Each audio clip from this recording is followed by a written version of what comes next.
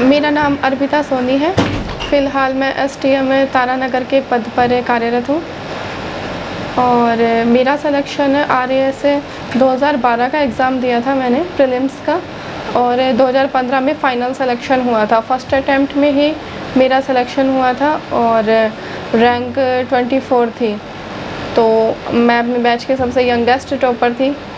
और प्रारंभिक शिक्षा मतलब बिलोंग मैं वहीं से ही करती हूँ, रामगढ़ शेखावाटी से। तो प्रारंभिक शिक्षा मेरी रामगढ़ शेखावाटी में ही हुई, फुल एजुकेशन रामगढ़ शेखावाटी की है।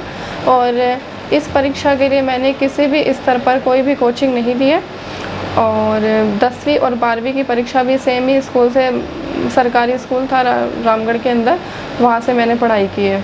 कभी भी मतलब माध्यम के लिए ये मत सोचिए कि सिविल सर्विसेज के अंदर हम इंग्लिश मीडियम लेके ही सक्सेस होंगे या हिंदी मीडियम लेकर सक्सेस होंगे।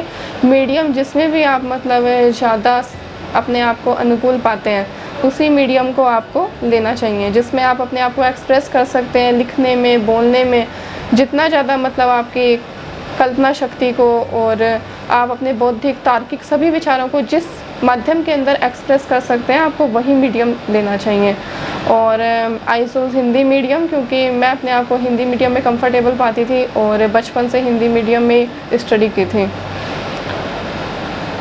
टाइम मैनेजमेंट का कई बार लोग पूछते हैं कि भाई आप टाइम कैसे निकालते हैं, या कितना टाइम किस विषय को देना चाहिए और किस हिसाब से पढ़ाई करनी चाहिए। तो इसका सबसे सिंपल फंडा ये है कि आपको जो विषय सबसे ज़्यादा इजी लगते हैं, पढ़ाई वहाँ से शुरू करनी चाहिए, ताकि आपके अंदर कॉन्फिडेंस आएगा कि हमने कोर्स का इतना प्रतिशत मतलब कवर कर लिया है या कितना प्रतिशत कवर कर लिया है। और इसके लिए टाइम मैनेजमेंट के अंदर मैंने आज तक ज़िंदगी में 5 घंटे से ज़्यादा कभी भी पढ़ाई नहीं की। और लेकिन जो भी पढ़ाई करो उस वक्त मन से पढ़ाई करो। इसका सबसे सिंपल फंडा यही है कि आप जब भी पढ़ने बैठो तो आपके दिमाग में कोई इधर उधर का विचार या कोई भी नेगेटिव थॉट नहीं होनी चाहिए। और बिल्कुल मन लगा के 5 घंटे मैं डेली पढ़ लिया करती थी। और स्कूल टाइम में ज़्यादा पढ़ लेते थे, क्योंकि स्कूल में जो भी क्लास में पढ़ाया जाता है उसको अगर आप एकाग्रचित होकर पढ़ें तो आपको घर पे रिवीजन करने में ओनली 2-3 मिनट का समय लगेगा। आधा घंटा का जो आपका क्लास पीरियड होता है उसका मैटर अगर आप रोज़ शाम को आके घर पे रिवाइज़ कर लें तो आपको मुश्किल से 5 मिनट में वो आधे घंटे की क्लास का मैटर रिवाइज़ हो जाएगा और अगले दिन बल्कि आपको ज़्यादा याद रहेगा। तो इस हिसाब से मैंने अपने टाइम को मैनेज किया था। सोशल मीडिया की बात आती है कई बार कि बच्चे पूछते हैं कि सोशल मीडिया का उपयोग हमको इस समय करना चाहिए या नहीं करना चाहिए। तो सोशल मीडिया में आप उन प्लेटफॉर्म से जुड़ सकते हैं जो आपके लिए मतलब सही है।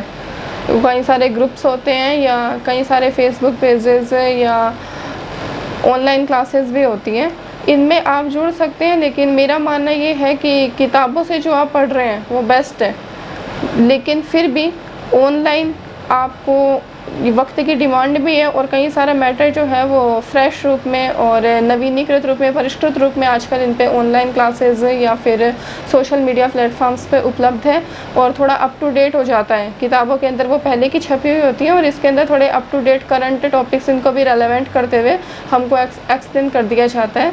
तो हमें इसके ऊपर भी मतलब फोकस करना चाहिए। तो मेरा मानना है कि अगर आप 4 घंटे अपनी स्टडी को दे रहे हैं, जो बुक से आप स्टडी कर रहे हैं, तो 2 घंटे कम से कम आपको सोशल मीडिया प्लेटफॉर्म्स पर भी देने चाहिए। 2 घंटे लेकिन अलग से, और आपके पास में टॉपिक एक अलग से पेज पे नोट होने चाहिए कि आज अपने इन्हीं टॉपिक्स पर सर्च करेंगे। ये नहीं कि बस मोबाइल लेके बैठे और कुछ भी सर्च किए जा रहे हैं, या फिर कोई क्लास अटेंड कर रहे हैं तो हाँ वो मतलब इतनी देर की क्लास है तो उतनी देर अटेंड की है। कभी भी इस पे वक्त ज़ाया मत कीजिए। डिप्रेशन की समस्या मतलब आजकल बहुत ज़्यादा मेन है। मतलब लाइफ के अंदर लाइफ ज़्यादा फास्ट हो गई है, बहुत ज़्यादा लोगों की सोच बढ़ गई है और हमारे खुद से ही सपने इतने बड़े बड़े हम लोग अपने खुद से जुड़ के पाल लेते हैं कि अगर पूरे नहीं होते या फिर पूरे नहीं होने का डर होता है तो हम लोग डिप्रेशन में आ जाते हैं। तो डिप्रेशन से बचने के लिए सबसे ज़्यादा ज़रूरी है कि आप अपने आप को कभी भी ये मत मान के चलो कि अगर एक बार असफल हो गए तो क्या होगा, कुछ नहीं होगा। लोग मतलब फेल हो 10वीं फेल लोग भी आईएएस बने क्योंकि उन्होंने बाद में मेहनत करी है। तो कभी भी अपने आप को सिर्फ इसी रूप में मत देखो कि समाज हमारे बारे में क्या सोचेगा, बल्कि सबसे पहले ये मान के चलो कि अपने माता पिता के लिए, अपने परिवार के लिए, अपने दोस्तों के लिए आप सबसे बेशकीमती व्यक्ति हैं। और खुद के स्वयं के लिए भी आप अपने एक बेशकीमती व्यक्ति हैं। ज़रूरी नहीं कि आपको अगर मतलब एक IAS नहीं बने, RS नहीं बने, इंजीनियर नहीं बने, डॉक्टर नहीं बने तो आपका जीवन व्यर्थ है, नहीं। आप कोई अपना साइड बिजनेस करके भी एक सफल व्यक्ति बन सकते हैं। सफलता के लिए कोई क्राइटेरिया नहीं है, इसलिए कभी भी डिप्रेशन में मत आओ। आपके अंदर कोई ना कोई एक गुण होगा, कोई ना कोई एक आर्ट होगी, तो उसी को ही पहचानो और कम से कम अपने गुणों की कद्र करो और इजाफा करने की कोशिश कीजिए गुणों में। अपने दोषों को ही मतलब हावी मत होने दीजिए खुद की पर्सनैलिटी के ऊपर। और ज़्यादा से ज़्यादा लोगों से घुलिए मिलिए, बातें कीजिए और दोस्त अधिक से अधिक बनाइए, लेकिन कुसंगति में बिल्कुल मत पड़िए।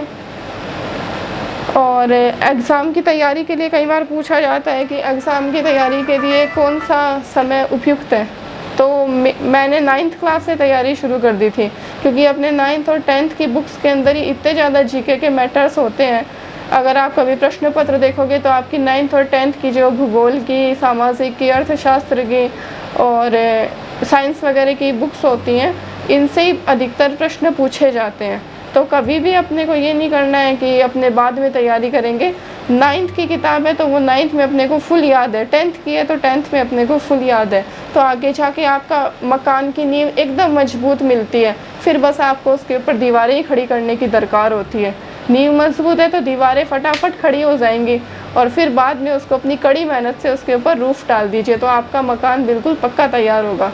इस हिसाब से आपको तैयारी कीजिए। Best of luck, best wishes. कोई भी व्यक्ति अपने आप को ये मान के नहीं चले कि मेरे में ये कमी है या मैं ये नहीं कर सकता या ये नहीं कर सकता। सपना पालो और उस सपने के अंदर जियो, तो आपको खुद मेहनत करने की मतलब प्रेरणा मिलती चली जाएगी। Thank you.